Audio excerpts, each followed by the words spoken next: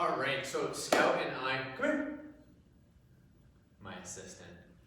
We are going to be covering the first routine that you have, and we're gonna go through this program just like how you would be doing it on your own. Basically, I'm gonna show you if it's a superset, if it's by itself, and I'm also going to show you some alternatives if you would need some alternatives for some of these exercises.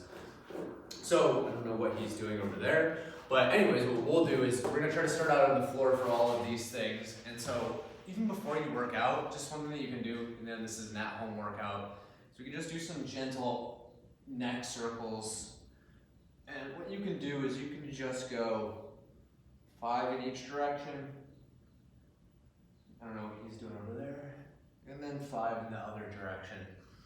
And as I go through this entire routine, what you can do is always press pause once I've showed you the exercises that you are going to do, and then go ahead and do all the necessary sets and then move on from there.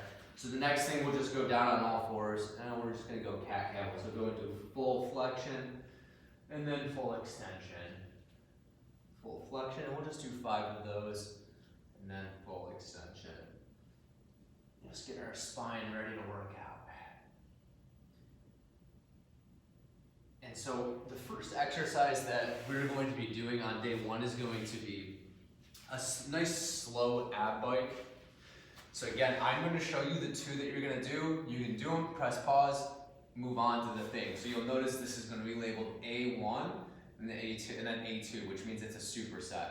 Okay. So A1 is the slow ab bike. So what we're going to do is we're going to start out just like this, legs in tabletop position, arms at your side, and we're just going to reach out, try to bring our elbow to our opposite knee, come back, and then do that. So what you're going to do is we're going to go through all of the prescribed reps for the slow ab bike, nice and slow.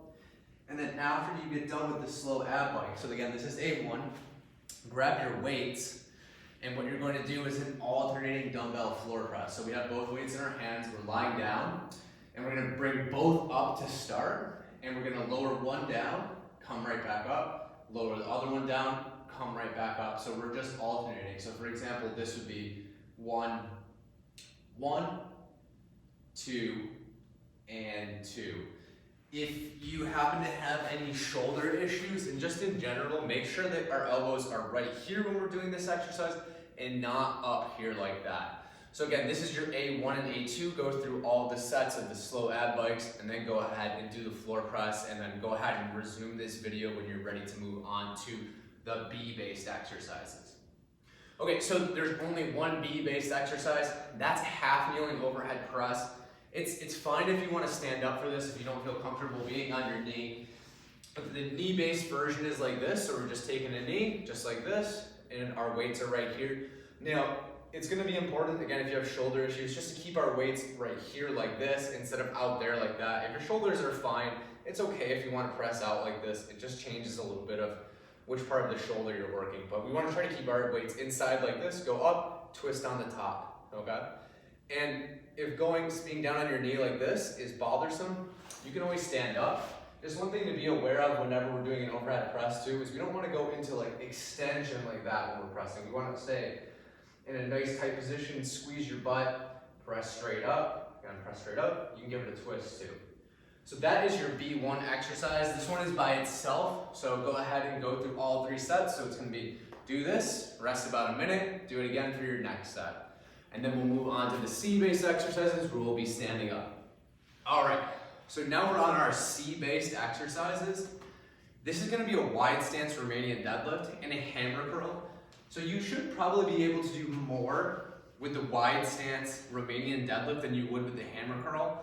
So if you have 2 separate weights, make sure your lighter weight is for the hammer curl, okay?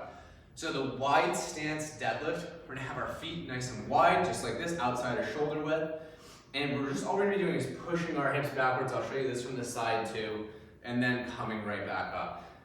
So push your hips backwards, come right back up. When you're doing this exercise too, imagine you had 2 oranges in between your armpits. Gross, I know, but we're squeezing it hard. That's going to engage our lats. That's going to keep our back nice and safe. So we're just doing this, again, pushing our hips back, keeping our back nice and straight. You should feel this in your hamstrings or the back of your legs.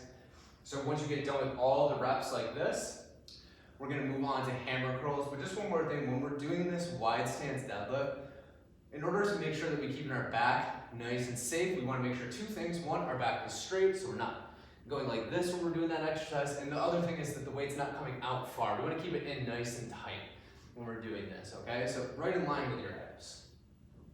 So we're gonna go 10 of those, and then we're gonna go hammer curls. So just from the side, all we're doing is our palms are facing each other, and we're curling up just like this, okay? So from the front, we're right here, just like this. Again, so those are your supersets. So you're going the wide stance deadlift, get a lighter weight, do your hammer curls. Go ahead, go through those exercises. You can press pause right now. When you get done, you can hit resume on play.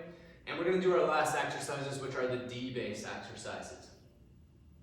Move on to the D-based exercises. Again, this might be a bonus for you, but the first one is going to be a wall sit. So we're gonna go up onto a wall, lean up onto that wall, and what we're gonna do is we're gonna lower ourselves down to about 90 degrees, okay? I'm gonna give you an alternative option.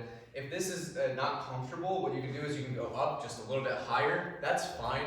A good rule for strength training is everything's within our comfort and our control, okay? So wherever you feel comfortable, if you can get to 90 degrees, that's great. If it's up a little bit higher, that's fine too. So you're gonna get through your prescribed time for that. And then what we're gonna do is we're going to do a step back lunge, okay? So for the lunge, what I want you to do is you can actually still use this wall for support. Keep your hand by there. What we're gonna do is we're just gonna step back. And then for this, instead of going like that, which might not be that great on your knee, is we're gonna be more in this position like this. And we're going to lean forward and bend our leg just a little bit, okay? If you feel like doing this with weight, you can always hold the weight in your hand like this. So ways to make it more challenging, one, add weight. And then you can also take your hand away from the wall. But again, the big thing here is we want to make sure our knee's not going too far forward. So it's not that, it's lean forward like that, okay? That's going to be a lot more of a knee-friendly variation.